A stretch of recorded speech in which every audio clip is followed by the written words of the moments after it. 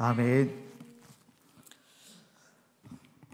꽃도 피고 사랑도 피는 봄이 찾아왔습니다. 그런데 그리스도인들에게는 4월 동시에 고난 주간이 시작이 됩니다. 왜 이렇게 좋은 날을 주셨을까요? 자고로 인사하겠습니다. 십자가 묵상하기에 딱 좋은 날입니다. 많은 사람들이 연인과의 사랑에 몰두하게 될 때 우리는 우리를 너무 사랑하신 그 하나님의 사랑, 그 십자가에 흠뻑 또 빠질 수 있기를 바라고, 또 벚꽃의 흩날림을 보면서 또 우리의 영혼이 십자가 앞에서 잘 녹아내렸으면 좋겠고, 또 많은 사람들이 봄에 취해 있을 때 우리는 성령으로 흠뻑 취해서 하루하루 살아가는 그런 은혜가 있었으면 좋겠습니다. 십자가의 길을 예수님께서 걸어가십니다. 비아 돌라로사라고 해서 고난의 길, 슬픔의 길, 애통의 길이라고 합니다. 그래서 예수님께서 마지막으로 이제 인류의 구속사의 마침표를 찍기 위해서 걸어가시는 것이지요. 오늘 그 일부분의 장면을 여러분과 함께 나눠보려고 합니다. 오늘 이 길을 걸으시면서 오늘 본문에서는 예수님께서 만나는 사람들이 있었습니다. 그 사람들을 보면서 우리 역시 어떻게 십자가를 대해야 할지, 또 십자가를 가지고 어떻게 살아가야 될지를 우리가 함께 묵상하는 시간을 갖고자 합니다. 첫 번째로 구레네 시몬 사람이 등장하고 있습니다. 구레네는 현재 리비아의 트로폴리라고 하는 지역입니다. 당시 로마 다음으로 큰 도시였기 때문에 수많은 유대 사람들이 그곳으로 넘어가서 삶을 살았습니다. 아마 시몬 역시 이 흐름에 편승했을 것이고, 그래서 유대인들 중에서도 디아스포라라고 부르는데 다른 지역에 사는 유대인들이 되었고, 또 그 중에 한 명이었을 것입니다. 유대인들은 규례를 따라서 1년에 딱 한 번 예루살렘에 와서 예배를 드립니다. 그러니까 이 예배를 드리기 위해서 1년 동안 열심히 재물을 모으고 한 푼, 두 푼 이렇게 모아서 6월절에 예배 참석하는 게 그들의 삶의 모든 것이고 또 낙이었습니다. 구레네 시몬도 열심히 모아서 예루살렘으로 왔던 것이죠. 그런데 오는 길에 십자가를 지고 걸어가시는 청년 예수를 발견하게 되고, 또 그곳에서 울며 지나가는 행렬을 보게 되어집니다. 그리고 운명적으로 그 십자가 사건에 자신도 모르게 동참하게 되는 은혜를 경험하게 되는데요. 26절 말씀 함께 읽겠습니다. 시작. 그들이 예수를 끌고 갈 때에 그래서 오는 것을 붙들어. 구레네 시몬이 예수님이 십자가를 지고 가는 것을 도와주었습니다. 오고 가는 세대 속에 구레네 시몬이라는 이름이 많은 사람들에게 또 전파되게 되어졌습니다. 근데 예수님께서 십자가를 더 이상 짊어지고 갈 수 있는 힘이 없었기 때문에 어쩔 수 없이 로마 군병이 툭툭 구레네 사람을 치면서 너가 십자가를 대신 지라고 이야기를 한 것이죠. 그래서 십자가를 지게 되었습니다. 혹자들은 이렇게 이야기를 합니다. 예수님이 이 십자가를 지고 끝까지 갔어야 되는데 왜 끝까지 못 갔느냐. 요즘 말로 이야기하면 억지로 깐다 이야기하잖아요. 억가를 하거든요. 그런데 빌라도의 법정에서 골고다까지는 약 800m입니다. 그리고 십자가는 가장 가벼운 게 56kg이고 가장 무거운 게 136kg까지 나가게 됩니다. 그러니까 어떤 무게를 짊어지고 있었는지는 우리가 잘 알 수는 없지만 그래도 33살의 청년이라면 충분히 800m의 골고다 언덕을 올라갈 수 있고, 또 그래도 군장 매 받잖아요. 그래서 한 80km까지는 맬 수 있는 그런 힘이 있었을 텐데 왜 예수님께서 그 십자가 언덕을 올라가지 못하고 골고다 언덕을 올라가지 못하고 남의 도움을 빌려야 했는가, 이렇게 억가를 하는 경우가 있습니다. 하지만 예수님은 이미 공생의 기간 동안에 이미 육체의 한계를 뛰어넘을 만큼 살인적인 스케줄을 소화해 오셨습니다. 40일 금식한 것을 기억하실 것입니다. 예전에 40일 금식을 하다가 우리 믿음의 선배님들 중에서는 이렇게 숨을 거두시고 소천하는 일들도 빈번하게 발생을 했었습니다. 끝나고 나서도 오랜 시간 동안 몸을 보양하고 또 돌보지 않으면 평생 그 후유증을 가지고 살아가는 경우들도 많이 있었습니다. 그런데 예수님께서는 사역을 시작하시면서 40일 금식을 하셨고, 문제는 40일 끝나고 난 다음에도 쉬는 시간 없이 바로 사역을 진행하셨기 때문에 자신의 몸을 돌볼 수 있는 충분한 시간이 없었다는 것을 알 수 있습니다. 또한 이뿐만 아니라 제자들이 깨기 전에 예수님께서 먼저 새벽에 깨셔서 산으로 향하셔서 그곳에서 하나님과 깊게 소통하고 교감하는 시간을 가지십니다. 아침에 해가 밝아오면 여기저기서 너무 공부한 나머지 말씀을 듣겠다고 찾아오는 하나님의 백성들이 많이 있었고, 무엇보다 아프고 병든 또 치료가 필요한 사람들이 예수님을 찾게 되었습니다.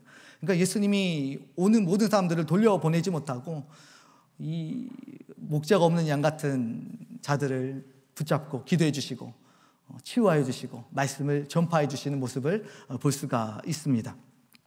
그렇게 다 해놓으면 또 좀 쉬려고 하면 논쟁을 좋아하는 바리새인들이 찾아와서 계속해서 예수님께 시비를 걸었고, 그때마다 예수님께서는 바른 말씀으로 그들을 가르쳐 주시는 모습들이 등장합니다. 그렇게 해가 지고 조금 쉬려고 하시면 눈을 말똥말똥 뜨고 예수님을 바라보는 사람들이 있었으니 바로 제자들입니다. 예수님께서 낮에 설교해 주신 내용들이 이해가 되지 않으니까 자기들에게 이 말씀 좀 풀어달라고 기다리고 있는 제자들이지요. 예수님께서는 그 12제자를 꼭 부여잡고 그들이 잠들 때까지 제자 훈련을 계속 하셨습니다. 그리고 제자들이 그렇게 잠이 들고 나면 그 저녁 칠흑 같은 어둠 속에서 다시 한번 밀밭 사이를 뚫고 하나님을 만나러 산에 우리 예수님께서 올라가셨습니다. 얼마나 시간이 지났을까요? 예수님이 기도하시고 지친 모습으로 터벅터벅 산을 내려오셨습니다. 또 제자들이 자는 상태를 유심히 보시고 확인하시고 자신도 잠을 잠깐 주무시고 어김없이 또 새벽이 되자 일어나서 다시 밀밭 사이를 지나 하나님께 기도하러 올라가셨습니다. 하루는 제가 신앙생활하는 게 너무 피곤하고 버겁고 힘든 거예요. 그래서 하나님 앞에 기도를 하러 이렇게 교회로 왔습니다. 기도라기보다는 거의 왜 이렇게 힘드냐, 원망 섞인 짜증 섞인 그런 기도였습니다. 그런데 이런 예수님의 말씀을 읽다가 이런 예수님의 공생의 사역이 이게 머릿속에 자꾸 그려지는 거예요. 자꾸 예수님께서 끊임없이 자신의 사명을 감당하기 위해서 애쓰시는 그 모습이 계속해서 머리에 아른거리기 시작하고, 그러면서 이내 마음이 바뀌기 시작했습니다. 예수님, 좀 쉬세요. 제가 더 할게요. 제가 더 기도하고, 제가 더 제자 훈련하고, 제가 더 복음 전하며 살게요. 예수님, 좀 이제 올라가지 마시고 좀 쉬세요. 그만 가세요. 제가 이 세상 사는 동안 조금 더 무리하겠습니다. 우리 주님께서 잠시 쳐다보시고 웃음을 지으시더니 다시 밀밭 사이로 유이 지나가시고 하나님을 만나러 올라가시는 그 모습이 제 마음속에 그려지기 시작했습니다. 예수님은 이렇게 십자가에서 피와 물만 흘리시는 것이 아니라 이미 공생의 기간 동안에 이미 모든 진액을 쏟아서 구원의 여정을 이루어 오셨습니다. 그런데 그런 엉망진창인 몸으로 저녁까지 땀방울이 핏방울이 되도록 그날 저녁 기도하셨고, 또 뼈가 보일 만큼 피를 많이 쏟을 만큼 또 군병들에게 채찍을 맞으셨습니다. 이미 만신창이가 되어져 있는 예수님이 56kg 이상이 되는 그 십자가를 짊어지고 800m의 언덕길을 올라간다라고 하는 것은 아무래도 무리셨을 것입니다.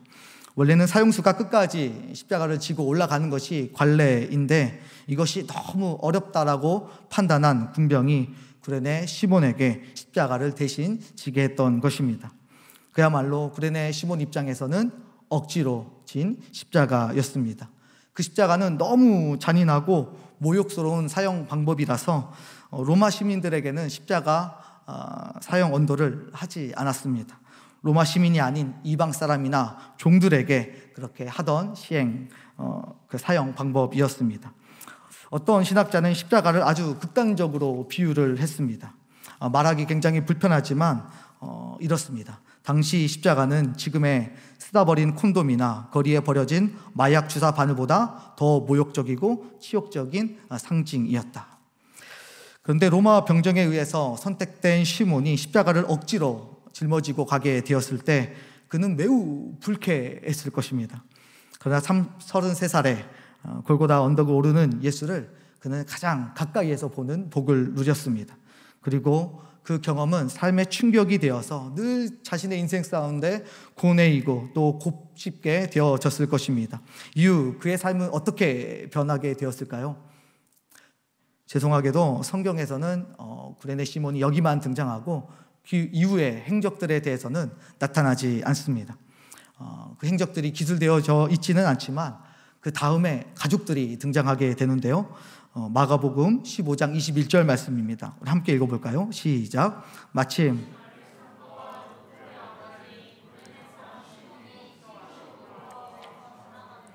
그들이 그를 억지로 같이 가게 하여 예수의 십자가를 지우고. 여기 누가 등장하고 있나요?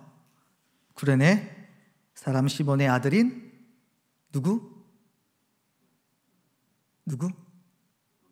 루포가 등장하고 있어요. 루포를 잘 기억하세요. 그러니까 구레네 시몬은 결혼했고 아내가 있었고 그의 아들 루포가 있었다는 것입니다. 로마서 16장 13절로 가보겠습니다. 함께 읽어볼까요? 시작. 주 안에서 루포와 그의 어머니에게 문안하라. 그의 어머니는 곧 내 어머니니라. 사도 바울이 마지막 삶을 정리하면서 꼭 문안하라고 이야기를 하고 있는데 그 중에 누가 나오고 있습니까? 루포와 그의 어머니가 등장하고 있습니다. 우리는 구레네 시몬의 아들 루포와 그의 아내가 마지막까지 바울의 충성스러운 동역자였다는 것을 알 수가 있습니다. 그것도 사역에 있어서는 조금의 빈틈도 용납하지 않았던 사도 바울인데 그 바울이 내 어머니라고 이야기할 만큼 고백한 정도였다라고 한다면 그들이 얼마나 예수 그리스도를 위해서 삶을 살았는지, 목숨 걸고 주의 사명 감당하기 위해서 달려들었는지를 우리는 알 수가 있습니다. 구레네 시몬이 억지로 예수님의 십자가를 짊어졌지만 적어도 그의 사랑하는 아내와 자녀 루포에게 예수님의 사랑이 전해졌고 십자가의 비밀이 전수된 것입니다.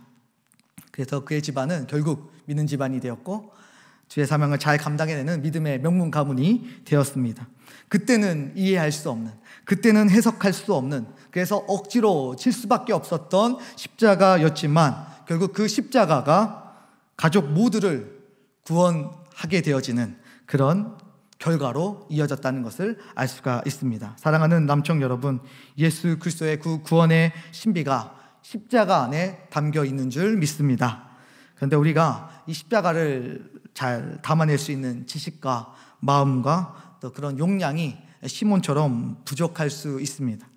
그래서 십자가가 이해가 되지 않고 그래서 납득이 되지 않는 것이죠. 그러나 해석할 수 없는 십자가라고 할지라도 들쳐매고 시몬처럼 걸으면 결국에는 십자가를 통한 구원이 우리를 통해서 흘러가게 될 것입니다. 내 사랑하는 가족에게, 일가 친척들에게, 그리고 친구와 이웃들에게 그 십자가의 비밀과 그 사랑이 흘러가게 될 것을 믿습니다.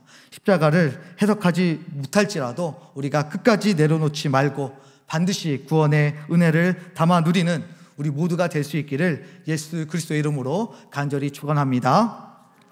우리 좌우로 인사하겠습니다. 십자가 내려놓지 맙시다.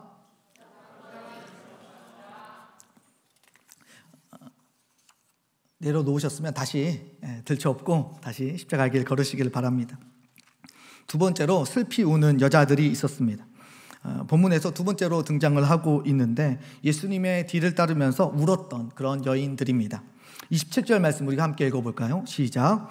또 백성과 및 그를 위하여 가슴을 치며 여자의 큰 무리가 따라오는지라. 예수님이 이 길을 걸어가시는데 여인들이 뒤에서 가슴을 치면서 울면서 예수님을 따라가고 있습니다.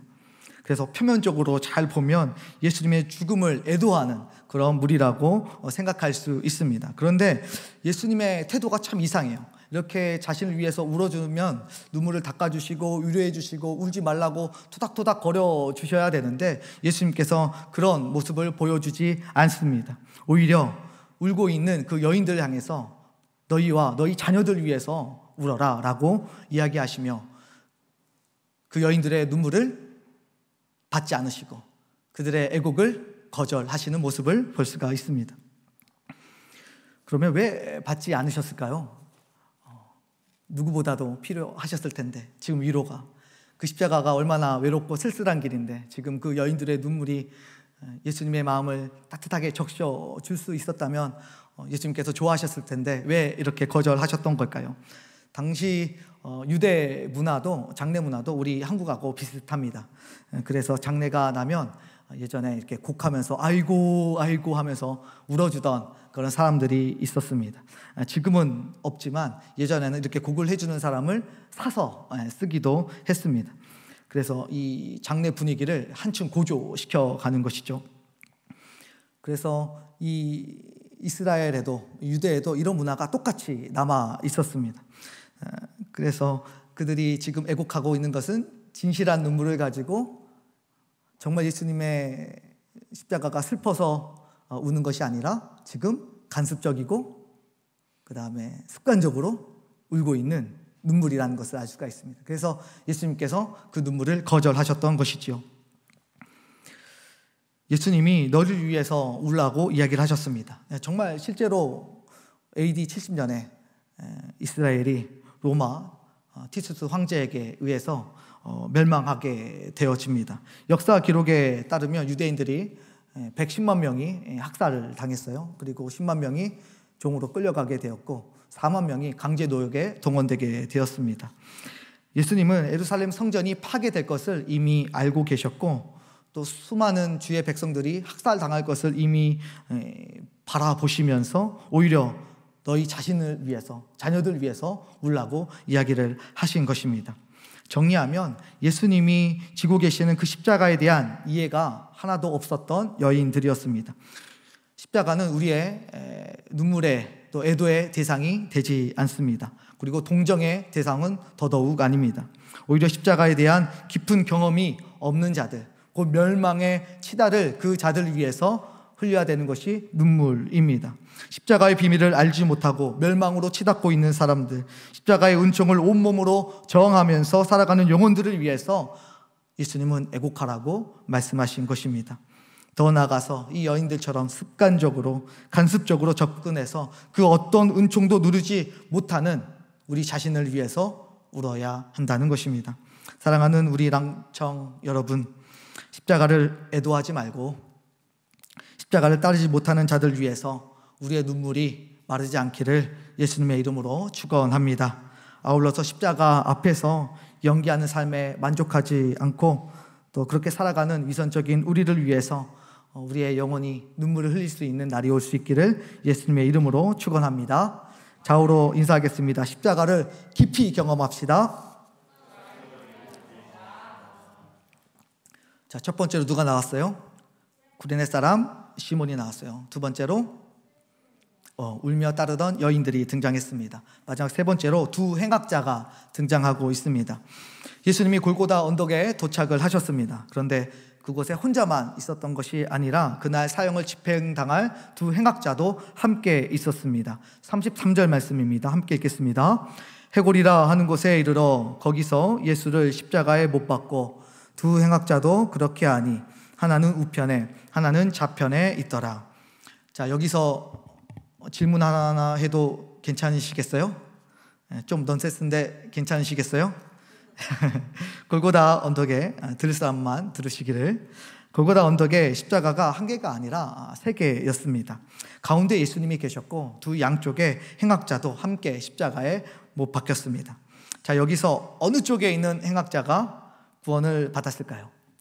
어느 쪽 행악자가 예수님께 구원을 받는 그 은혜의 사람이 되었을까요? 1번 오른쪽에 있는 사람, 2번 왼쪽에 있는 사람. 1번 2번 2번 거의 비슷하게 나오는 것 같아요. 여러분 성경을 잘 보면 왼쪽인지 오른쪽인지 정확하게 나오지 않습니다. 구별할 수가 없어요. 왜냐하면 우편, 좌편에 있었다라고 이야기하는데 우리가 보는 시각에서 우편인지 좌편인지, 또 예수님 입장에서 우편인지 좌편인지 모르기 때문에 오른쪽이다라고 생각하는 것, 왼쪽이다라고 생각하는 것, 우리가 가지고 있는 편견이라고 볼 수가 있습니다. 재미있는 것은 이 십자가를 지고 있는 둘의 상태가 매우 상반되었다라는 것을 알 수가 있는데요. 한쪽 행악자의 반응을 보겠습니다. 39절 말씀 함께 읽을까요? 시작. 달린 행악자 중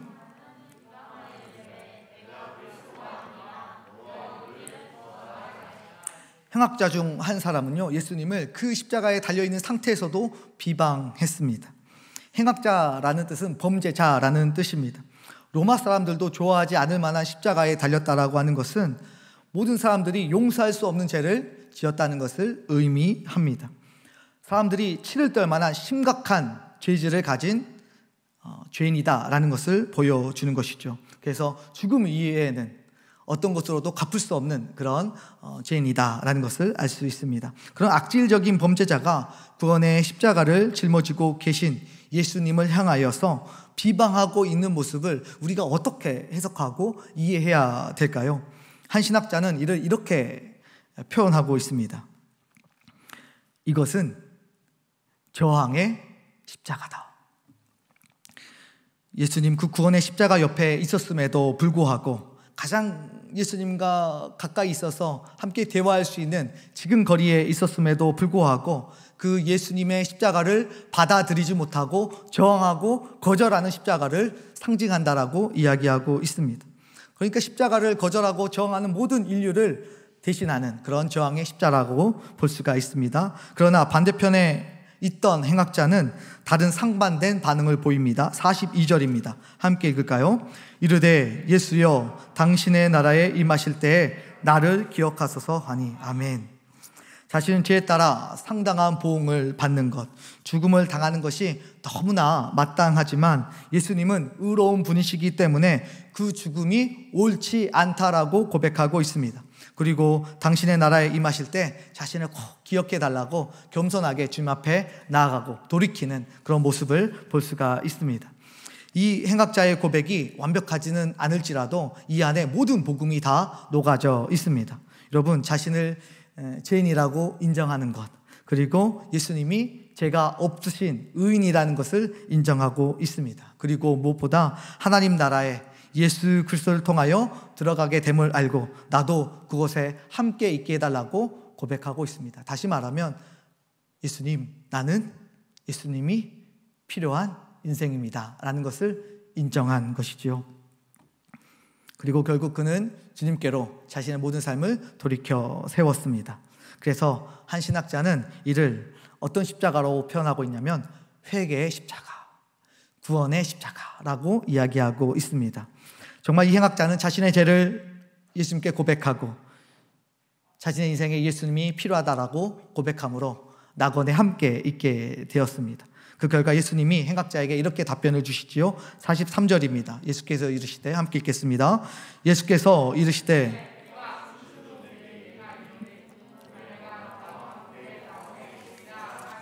아멘. 행악자는 예수 그리스도를 통하여 구원을 받게 되었습니다. 자, 그렇다면 왜 예수님이 십자가에 달리시는 이 장면에서 아무런 도움이 되지 않는 두 십자가가 함께 성경에 기록되고 있을까요? 왜 하나님께서는 예수님 십자가만 보여주어도 괜찮은데 옆에 양옆에 행악자들의 십자가를 함께 걸어 놓으시고 우리에게 무엇을 깨닫기를 원하고 계시는 것일까요? 저는 처음에 이 행악자들이 옆에 십자가에 붙어 있는 게 매우 불쾌했습니다. 왜냐하면 십자가를 묵상함에 있어서 이들이 전혀 도움이 되지 않는 것입니다. 왜 이 두 행악자 사이에서 예수님께서, 이 무음하신 예수님께서 십자가에 달려 죽으셔야 되는지에 대해서 도무지 납득이 되지 않았습니다. 그래서 성경 속에서 좀 이 부분은 없었으면, 이 부분 좀 뺐으면 좋았겠다라는 생각을 할 때가 있었습니다. 십자가를 묵상할 때마다 오롯이 예수님만 생각하는 것이 좋지 옆에 굳이 범죄자들까지 우리가 생각해야 되는가라는 생각이었습니다. 그런데 하나님은 예수님의 십자가를 생각할 때 항상 이 세 개의 십자가를 묵상하도록 두 행악자의 십자가를 옆에 두셨습니다. 왼쪽에 정의 십자가도 오른쪽에 회개의 십자가도 모두 나의 또 여러분의 모습이기 때문입니다. 한쪽은 예수를 우리가 알지 못했던 때 저항의 십자가의 모습으로 서 있던 모습이고, 반대편 예수 그리스도에게 돌아선 구원받은 행악자의 십자가는 바로 우리가 예수를 지나온 다음에 얻는 구원의 십자가입니다. 그래서 이 십자가를 함께 볼 때 내가 예수를 만나지 못했을 때 죄인 되었을 때의 모습과 예수님을 만나고 난 다음 구원받은 새 생명이 된 그런 모습을 함께 이 장면 안에서, 이 그림 안에서 볼 수 있게 해 주신 것입니다. 우리가 십자가 앞에 서면 딱 보이는 게 있습니다. 바로 하나님의 맹렬한 심판과 분노, 이것들을 피할 길이 없는 죄인이라는 사실들을 알게 되어지고, 그럼에도 불구하고 그 죄인을 예수님께서 살려주시고 구원해 주시고 깨끗하게 그 죄를 도말해 주시는 모습을 볼 수가 있습니다. 따라서 우리가 세 개의 십자가를 함께 묵상할 때마다 예수 그리스도와 함께 걸려있는 예수님을 몰랐던 나와 그리고 예수님을 알게 된 나를 볼 수 있기를 바랍니다. 그래서 늘 십자가 앞에 설 때마다 우리의 모든 죄악들이 예수님 앞에서 깨끗함을 얻게 되었다는 이 신비, 이 놀라움을 우리가 평생 마음에 품고 살아갈 수 있었으면 좋겠습니다. 또한 우리가 십자가 앞에 서면 어떤 분노가 있고 또 어떤 상처가 있고 또 어떤 억울함이 있겠습니까? 십자가 앞에 서면 우리의 모든 죄악성들은 고스란히 다 드러나고 또 예수님의 거룩하심은 그대로 증명이 되며 하나님의 사랑은 그 확신을 나타내기 때문에 우리가 그 십자가 앞에서 치유받고 회복되고 다시 일어날 힘과 용기를 얻게 되는 것입니다. 사랑하는 남청 여러분, 십자가를 볼 때마다 나의 구원을 위해 아들을 내어주신 하나님, 십자가의 치욕과 모욕을 다 견디시고 우리를 포기하지 않으시고 끝까지 사랑한 그 예수님을 입체감 있게 진하게 묵상할 수 있는 우리 모두가 될 수 있기를 예수 그리스도의 이름으로 축원합니다. 그래서 그 십자가의 능력이 우리의 삶에 좀 구석구석 영향을 강하게 미쳐서 우리가 이 척박한 세상 속에서도 영적으로 살아낼 수 있기를, 은혜로 버텨낼 수 있기를 다시 한번 예수님의 이름으로 축원합니다. 좌우로 인사하겠습니다. 당신을 위한 십자가입니다. 결론입니다. 오늘 골고다 길에서 등장한 인물들을 살펴보았습니다. 십자가의 의미를 이해하지 못하고 졌던 구레네 시몬도 하나님의 은총을 받아 누렸습니다. 십자가를 습관적으로 애도했던 여인들에게 예수님은 십자가는 애도의 대상이 아니다는 것을 알려주셨고, 또 십자가 앞에 나오지 못한 모든 백성들이 애도의 대상이라는 것을 알려주셨습니다. 애도의 대상이 아니기 때문에 예수를 모르는 자들에게 우리가 마음을 품고 기도하는 그런 마음이 있어야 합니다. 아울러서 두 행악자를 통해서 십자가 앞에서 저항하고 그렇게 버티는 인생이 아니라 빠르게 하나님께로 돌이켜내는 회개의 인생이 되어져야 한다는 것을 알려주십니다. 사랑하는 남청 여러분, 그렇다면 이 놀라운 십자가, 이 구원의 십자가 누가 전할 수 있겠습니까? 누가 전달해야만 합니까?